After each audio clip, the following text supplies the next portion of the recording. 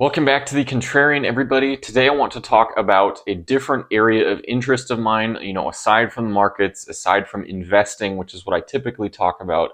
I want to talk about marathon training and a recent race experience I was blessed to have in DC 2 weeks ago now. I ran a new PR in the marathon, 2 hours, 49 minutes, 52 seconds, just barely getting under the 250 threshold. I did qualify for the Boston Marathon in 2027, so about a year and a half from now. But, prior to then, I plan on running some more marathons, hopefully improving my time. And I think I can actually improve my time in the marathon quite a bit. I'll really talk about my approach to training for this marathon, the Marine Corps Marathon in 2025. The last 3 years, I've been on an animal-based, at times a carnivore exclusively diet. Now basically the animal-based is what I have stuck with the longest.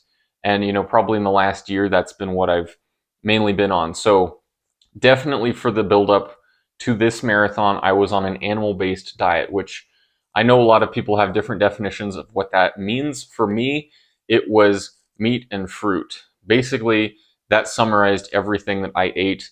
I didn't drink coffee, didn't do fruit juice, didn't do dairy. I'm allergic to dairy, unfortunately. Didn't do eggs. I'm slightly allergic to eggs, so those don't sit very well with me in the long term. So basically, meat and fruit are the two things I ate. Typically, that would look like 2 large meals a day, a lunch and a dinner. So typically in my morning training sessions, I would be training in a fasted state, in a slightly carb deprived state at times. And so I think this did help my body become accustomed to going to a more fat burning approach during training, and also helping my body to store more glycogen, which is helpful for something like a marathon when, in the second half of the race, it's critical to not only be able to take in more glucose in the form of fueling, but also to be able to access, your glucose that your body has stored, and then hopefully also burn some ketones as well in the form of fat to kind of offset some of the fuel needed to get through the second half of a marathon. So today I really want to talk about what worked for me on this kind of a training approach on an animal-based diet, the pros of it, the cons of it, what I learned, what I hope to improve on for next time. So hopefully you all can do the same. You all can learn from me, learn from my successes, learn from my mistakes, and hopefully just see what has worked well for me on this kind of an approach to training. So first off, why did I try this whole thing? Well, there were a variety of reasons. I tried the animal-based diet, at times a carnivore diet. I had heard that it was very helpful for healing issues related to, skin health, gut health. Both of these were things that I was wanting to improve on. They have greatly improved for me on a very low kind of plant-based diet. So focusing heavy on protein, heavy on saturated fat, low on overall plant-based stuff. And fruit being the only plant-based food that I eat is important because, fruit tends to have the lowest levels of plant toxins in it. It tends to be, if you're looking at it from a biological standpoint, the fruit is kind of the tasty part of a plant that the plant wants a predator to eat in order to spread its seeds. And so the fruit typically, when it's ripe, doesn't have as much plant toxins in it as, leaves or stems or roots and seeds and things like that. So that's the whole ideology behind why you would include something like fruit versus, no plants at all. And fruit also has carbohydrates, which are helpful for marathon running, of course, because you're really pushing your threshold pace at times, kind of going into the more anaerobic state. So first off, what I did that really helped me, I'm just looking at a list I wrote here to make sure I don't miss anything. First off, no injuries. I was blessed to have no injuries in the last year, and probably in the last actually 3 years since being on this diet. But I've actually been able to really boost my total training volume as well. So previously, I would struggle with injuries, just getting overall muscle soreness that wouldn't resolve, injuries that might even happen in the kind of 50 to 60 mile a week range. And actually, in the last year, I was able in this marathon buildup to get up into the 70 to 80 mile a week range in the buildup and not have issues with injuries.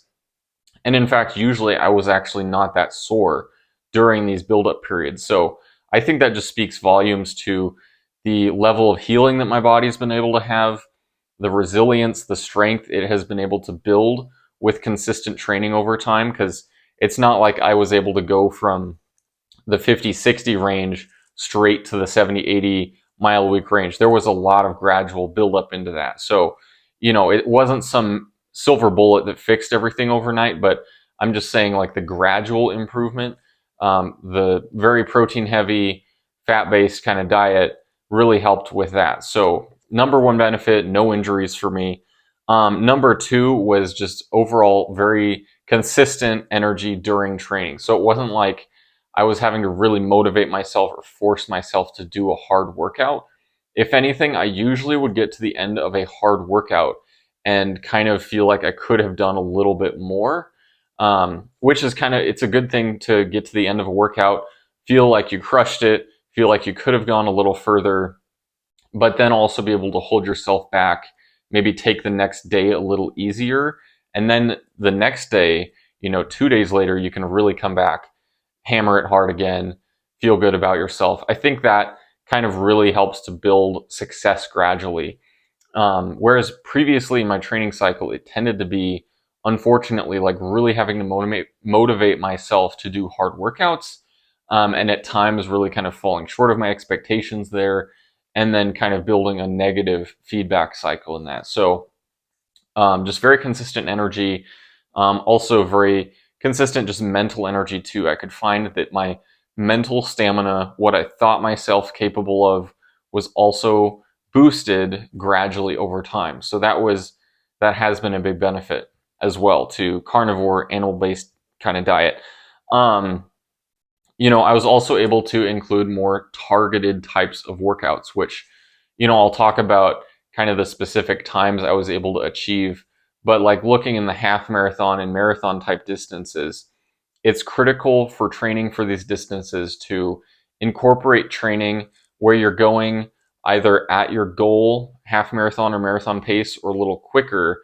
It's crucial to incorporate training at this quicker pace for more and more of your weekly volume as time goes on. So ideally, when you're getting to kind of your peaking phase, at least for me, recently I was trying to get up into the like 30 or 40% of my weekly volume being close to or at my goal pace.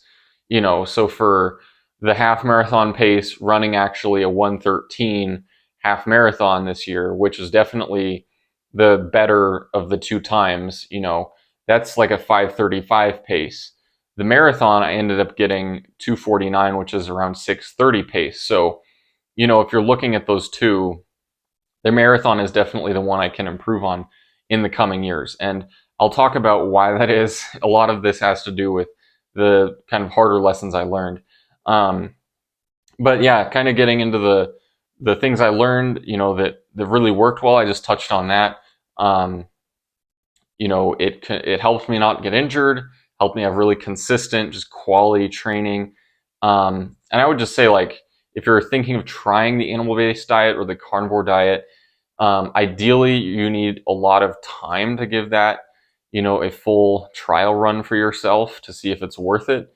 Of course, there might be other things you're trying to resolve, like maybe like me, it wasn't related to running. For me, it was my skin health, my gut health, but that improving my skin and gut health, it really improved my overall health, and that spilled into my running in a big way. So maybe for you guys thinking of trying the animal-based or carnivore diets, it might be other issues, not related to athletics that you're wanting to improve on, and that's totally fine. But I would say regardless, it just takes a lot of time to really try it for yourself, see if it's really worth it for yourself, and because a lot of people who've kind of come and gone, who've tried it, at least people I know personally who've tried it, and then they, have a cheat meal here, a cheat meal there. Maybe their spouse doesn't do it along with them. That always is very difficult to try it if their spouse is eating ice cream and they're trying to go completely animal based, no like non fruit related sweets. Like that's a big temptation. If you still have that kind of food in your house, it's going to be very difficult to actually try any of these diets. Because if you're having cheat meals, that's really just setting yourself back, almost skewing the overall results for yourself, because you're really not seeing the overall impact that this kind of a diet can have if you're continuing to include food that is causing you issues.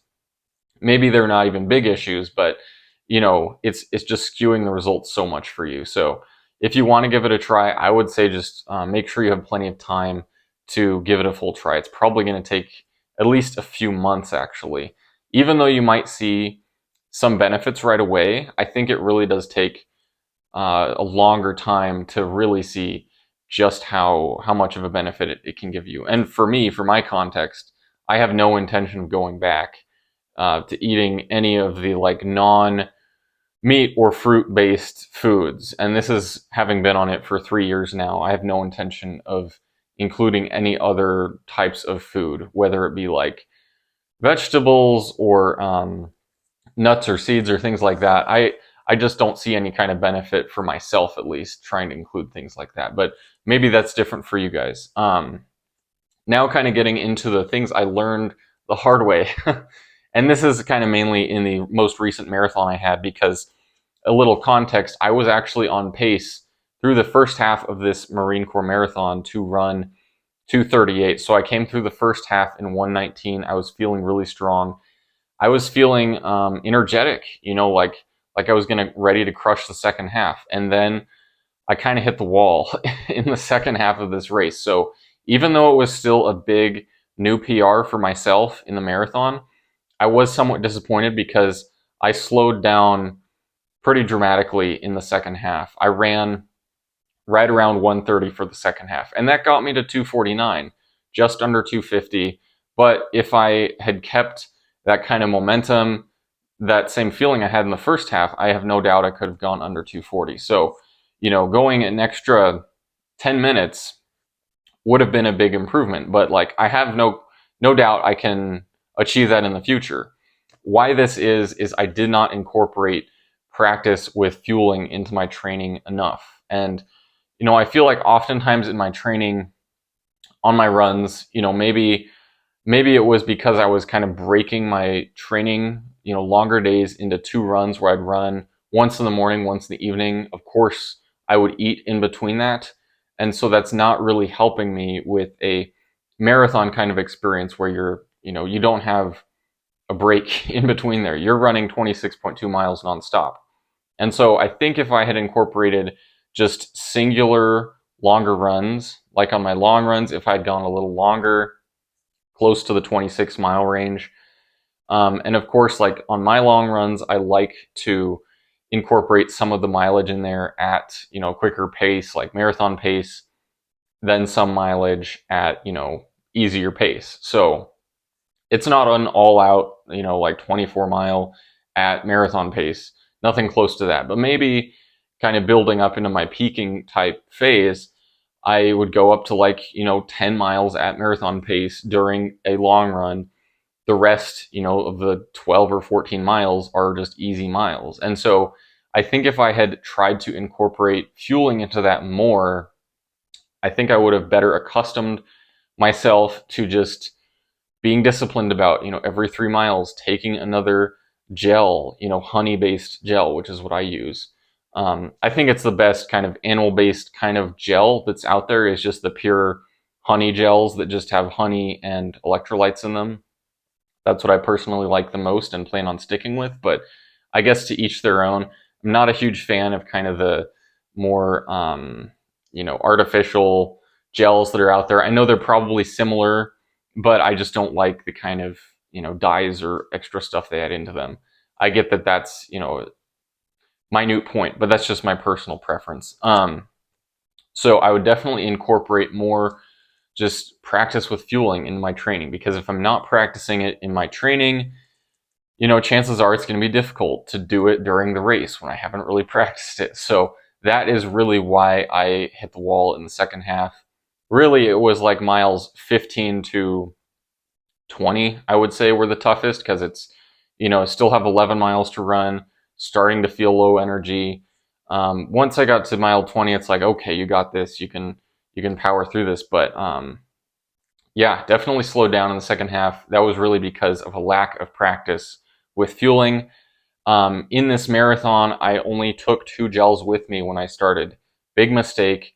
And I also only started taking, I took one at mile 10, one at mile 15. Also a big mistake. I should have been taking gels much earlier because it takes your body time to absorb that stuff and get it actually usable. So next time I will take, probably upwards of 5, close to 10 gels with me, each, close to 200 calories each.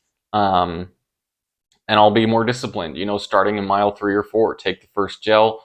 Every 2 or 3 miles after, then take another one. Because if I'm more on the proactive side of it, taking the gels early, fueling early, in the second half, I can really crush it. But, if I'm only starting to take the gels in the second half itself, it's kind of too late at that point. So I think bottom line, I kind of learned this the hard way, but it's, I think it really does set me up well for marathons in the future where I plan to hopefully improve my time more.